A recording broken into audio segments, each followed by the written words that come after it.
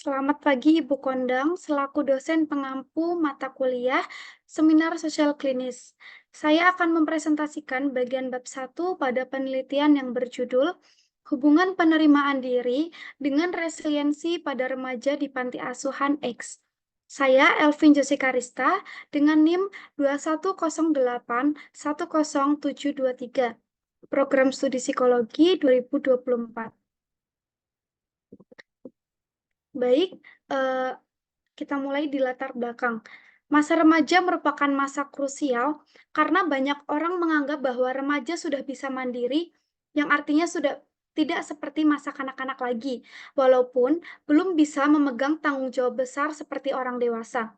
Menurut Santrok, perubahan yang biasanya terjadi pada masa remaja adalah perubahan fisik, kognitif, sosial, dan emosi. Remaja memerlukan pengawasan, pengertian, dan dukungan dari lingkungan terdekat, khususnya orang tua, untuk membentuk pola perilaku dan pola pikir pada remaja. Data dari aplikasi SIKSNG memaparkan bahwa data per Mei 2021 terdapat 191.696 anak berada dalam pengasuhan LKS atau Lembaga Kesejahteraan Sosial Anak seperti panti asuhan, yayasan, dan balai. Berdasarkan data tersebut, United States Department of Health and Human Services pada tahun 2007 mengatakan bahwa separuh dari anak-anak panti asuhan mungkin mengalami setidaknya gangguan mental. 63 diantaranya 63% diantaranya merupakan korban penelantaran yang menyebabkan kurangnya ketahanan atau resiliensi pada anak di panti asuhan. Penelitian sebelumnya menyebutkan bahwa ketahanan atau resiliensi pada anak yang berada di panti asuhan dengan anak yang bersama dengan keluarganya memiliki keluarga utuh dan tinggal bersama dengan keluarga akan mendapatkan pemenuhan kasih sayang yang mampu membentuk perkembangan yang baik. Sedangkan anak yang tinggal di panti asuhan cenderung kurang mendapatkan pemenuhan kasih sayang, sehingga kurang mampu untuk membentuk perkembangan anak, khususnya perkembangan emosinya. Beberapa penelitian menyoroti hubungan positif antara penerimaan diri dan ketahanan pada remaja. Mereka menekankan bahwa ketika remaja memandang diri mereka sebagai orang yang puas dan mengalami pertumbuhan pribadi, mereka akan cenderung lebih tangguh.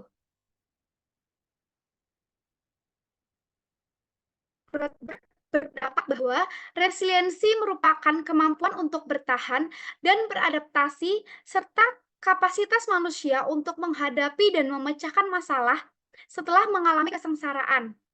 Faktor-faktor resiliensi meliputi I have, I am, dan I can. I have mengacu pada faktor yang bersumber dari hal-hal eksternal individu seperti dukungan keluarga, dukungan sosial, lingkungan sosial yang positif. Lalu, I am mengacu pada faktor yang berasal dari internal individu, seperti motivasi diri, kepercayaan diri, penerimaan diri, dan konsep diri. Lalu, I can mengacu pada pengalaman masa lalu, seperti kemampuan individu dalam menyelesaikan masalah. Pada faktor I am, penerimaan diri mempengaruhi tingkat resiliensi pada individu. Maka dari itu, peneliti menggunakan penerimaan diri sebagai variabel bebas. Berdasarkan beberapa penelitian terdahulu, penerimaan diri menjadi salah satu hal yang penting untuk meningkatkan resiliensi seseorang. Penerimaan diri mencakup kesediaan individu untuk menerima segala kekurangan dan kelebihannya, yang dapat meningkatkan kemampuan individu untuk mengatasi dan menghadapi tantangan hidup dengan lebih baik. Scheer mengemukakan penerimaan diri adalah sikap untuk menilai diri dan keadaan secara objektif, menerima segala yang ada pada dirinya, termasuk kelebihan-kelebihan dan kelemahan-kelemahan pada individu tersebut. Lalu, untuk aspek penerimaan diri itu meliputi perasaan sederajat, percaya kemampuan dirinya, bertanggung jawab, orientasi pada dirinya, berpendirian, menyadari keterbatasan, dan menerima sifat kemanusiaan. Lalu untuk identifikasi permasalahan, beberapa penelitian menunjukkan bahwa remaja yang berada di panti asuhan seringkali kesulitan dalam menerima dirinya sendiri, sehingga mempengaruhi tingkat resiliensi mereka. Rendahnya penerimaan diri ini menjadi faktor risiko yang menghambat pengembangan resiliensi pada remaja di panti asuhan. Dan hal tersebut menunjukkan perlu adanya intervensi yang lebih fokus pada peningkatan penerimaan diri untuk memperbaiki kesejahteraan psikologis bagi anak-anak yang berada di panti asuhan. Yang kedua, peningkatan penerimaan diri diharapkan dapat memberikan dampak positif yang signifikan terhadap resiliensi remaja di panti asuhan, sehingga memungkinkan mereka untuk mengembangkan strategi coping yang lebih efektif dalam menghadapi situasi yang menantang. Penelitian sebelumnya menunjukkan bahwa penerimaan diri yang tinggi berkorelasi dengan resiliensi yang lebih baik. Dengan artian, jika individu memiliki penerimaan diri yang tinggi, maka resiliensi pada individu tersebut juga akan meningkat. Berdasarkan uraian di atas, berikut merupakan rumusan masalah dalam penelitian ini.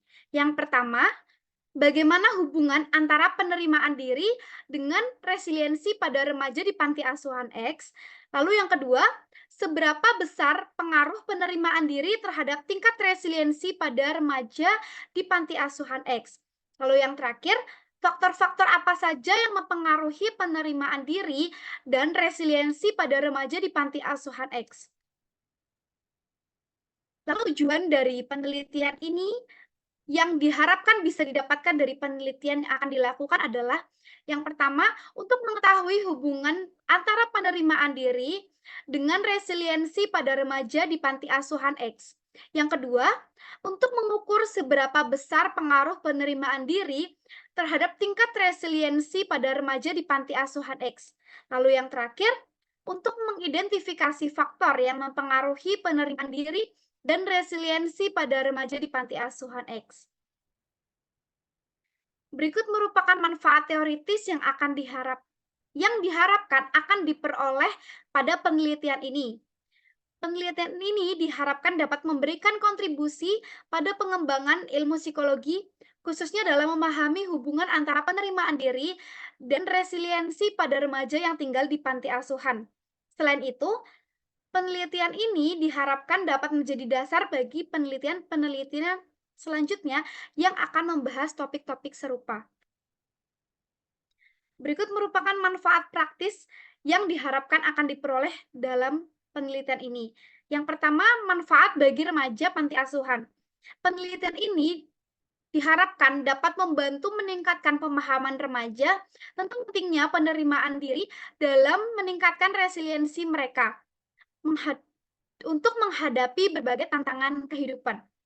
Lalu yang kedua, bagi panti asuhan, hasil penelitian ini diharapkan dapat digunakan sebagai dasar untuk merancangkan program-program intervensi yang bertujuan untuk meningkatkan penerimaan diri dan resiliensi pada remaja yang berada di panti asuhan, sehingga dapat memperbaiki kesejahteraan psikologis bagi anak-anak atau remaja yang berada di panti asuhan.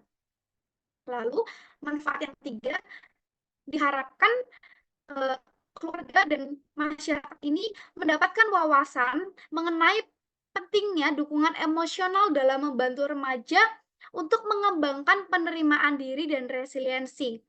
Lalu yang terakhir, manfaat bagi praktisi psikologi diharapkan dapat memberikan referensi tambahan bagi praktisi psikologi dalam mengembangkan strategi intervensi yang efektif untuk mendukung remaja yang mengalami masalah penerimaan diri dan resiliensi. Baik, demikian presentasi bab 1 dari saya. Jika ada kesalahan mohon dimaafkan. Sekian, terima kasih.